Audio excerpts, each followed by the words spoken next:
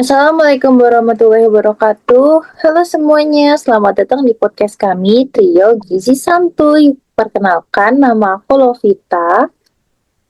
Nama aku Sabrina. Dan aku Afra. Kami dari Universitas Esa Unggul jurusan Ilmu Gizi. Di sini kami akan menjelaskan tentang apa aja sih peran vitamin D pada kehamilan. Emangnya penting ya untuk ibu hamil? Jadi hari ini kita mau ngapain aja nih guys? Jadi hari ini kita mau ngulik tuntas nih salah satu vitamin yang sering kali kelewat, tapi perannya super krusial, terutama untuk ibu hamil. Ada yang bisa tebak nggak? Yaps, benar banget nih vitamin D. Sabrina mungkin bisa kasih brief singkat nih, kenapa vitamin D ini penting banget, apalagi untuk ibu hamil. Oke, jadi benar banget nih, vitamin D itu penting banget. Karena vitamin D itu sebenarnya psikosteroid dan prohormon yang penting banget loh. Reseptor vitamin D atau VDR itu ada di banyak sel dan jaringan di seluruh tubuh kita. Nah, selama masa kehamilan, vitamin D ini punya peran krusial dalam embriogenesis, terutama untuk perkembangan tulang janin dan homeostasis kalsium. Jadi bisa dibilang ya itu fondasi buat si kecil dalam kandungan. Wah, serem juga ya kalau sampai kekurangan. Soalnya aku sering dengar kalau kekurangan vitamin D itu jadi masalah kesehatan yang berkembang di seluruh dunia, baik di orang dewasa maupun anak-anak. Berarti ibu hamil ini termasuk kelompok yang rentan banget ya? Benar loh Vita, kehamilan itu sendiri memang suatu kondisi di mana bisa terjadinya beberapa defisiensi dan peningkatan kebutuhan zat gizi esensial bagi si janin. Dan yang paling penting lagi itu, janin dapat vitamin D melalui transfer pasif. Jadi ibu sepenuhnya bergantung pada vitamin D. Makanya penting banget buat tahu tingkat vitamin D ibu selama periode antenatal alias sebelum melahirkan itu. Karena status vitamin D ini berhubungan langsung sama kualitas outcome kehamilannya. Itu. Jadi udah jelas nih kenapa vitamin D itu penting banget. Sekarang bisa jelasin nggak secara spesifik apa aja sih peran vitamin D selama kehamilan? Apa aja yang diatur sama vitamin D ini?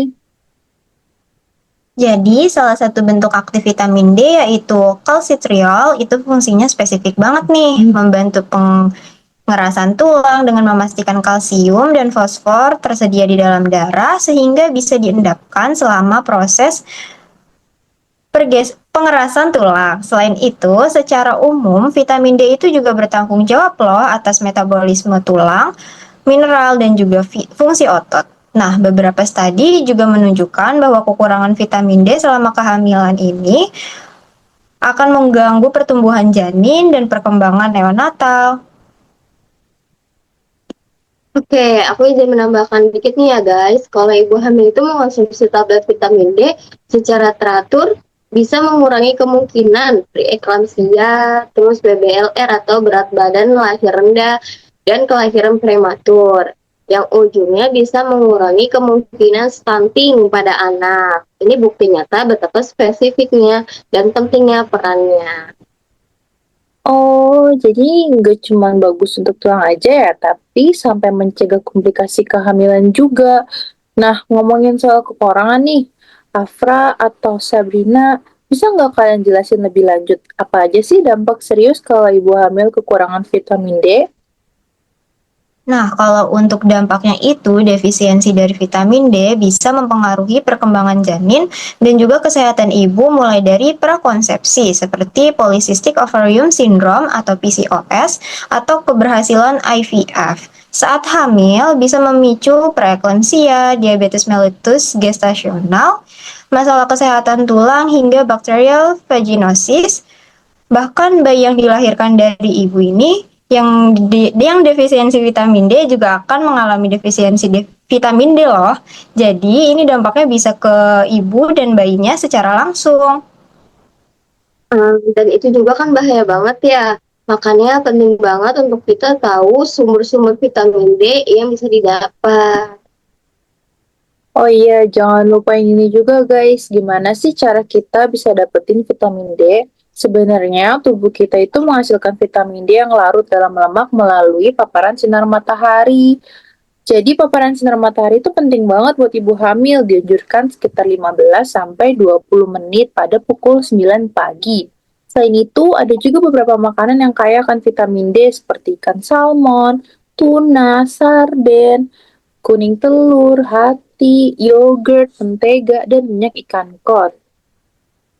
Betul banget nih, jadi nggak cuma dari sinar matahari aja loh, dari makanan juga bisa banget. Terus kira-kira ada nggak sih rekomendasi konsumsi harian vitamin D untuk ibu hamil? Ada, jadi menurut Canadian Pediatric Society, konsumsi vitamin D harian selama kehamilan itu berkisar antara 2.000 sampai 4.000 IU. Nah, itu dia guys, peran vitamin D untuk ibu hamil. Bahaya banget kan kalau sampai disepelein karena dampaknya fatal banget ke ibu dan janinnya juga. Jadi, penonton semuanya, yuk mulai sekarang kita lebih aware terhadap asupan vitamin D. Dan juga, jangan ragu untuk konsultasi ke ahli gizi atau dokter kalau ada pertanyaan ya guys.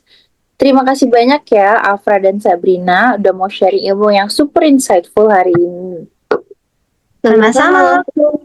Semoga podcast kita hari ini bisa bermanfaat ya. Oke, sekian dari podcast kami, Trio Gizi Santuy. Terima kasih semuanya.